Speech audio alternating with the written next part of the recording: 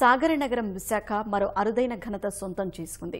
ఆసియాలోని అతిపెద్ద data technology సెంటర్కు ఉక్కు నగరం సెలవుగా మారింది. 70,000 కోట్ల పెట్టుబడితో అదానీ గ్రూప్ నిర్మించ తలపెట్టిన పర్యావరణహిత డేటా సెంటర్కు ముఖ్యమంత్రి చంద్రబాబు శంకుస్థాపన చేశారు. ఈ డేటా సెంటర్ అందుబాటులోకి వస్తే ప్రత్యక్షంగా పరోక్షంగా 1,00,000 మందికి ఉపాధి అవకాశాలు దక్కనున్నాయి.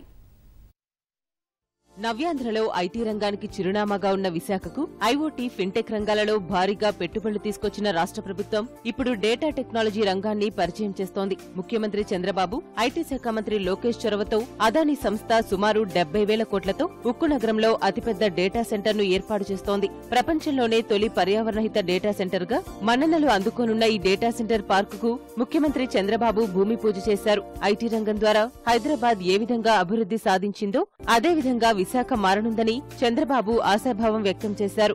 ఐటీ, ఫిన్టెక్, డేటా సెంటర్లు ఉన్న ప్రాంతాన్ని క్లౌడ్ సిటీగా సీఎం నామకరణం చేశారు.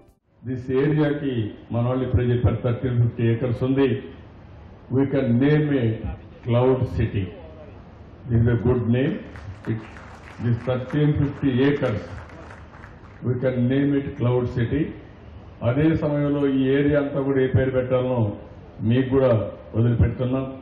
విశాఖపట్నం నుంచి the new city, beautiful city, nowhere in the world up to Bhogapuram. We have to name it this 1350 acres only we're naming cloud city. Northern Virginia అయితే ఒక డికేడ్లో టోటల్ ఎకానమీ మారిపోయింది.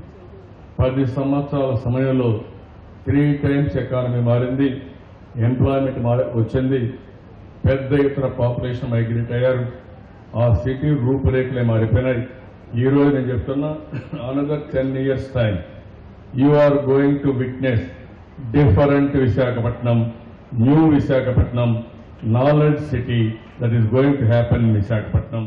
డేటా టెక్నాలజీతో అద్భుతాలు సృష్టించవచ్చని, క్లౌడ్ కంప్యూటింగ్ తో భద్రత లభిస్తుందని ఐటీ శాఖ మంత్రి నారా లోకేష్ తెలిపారు. డేటా సెంటర్ ప్రారంభమైన తర్వాత ఈ ప్రభావం రాష్ట్ర జీడీపీ వృద్ధికి దోహదం చేస్తుందని లోకేష్ అన్నారు.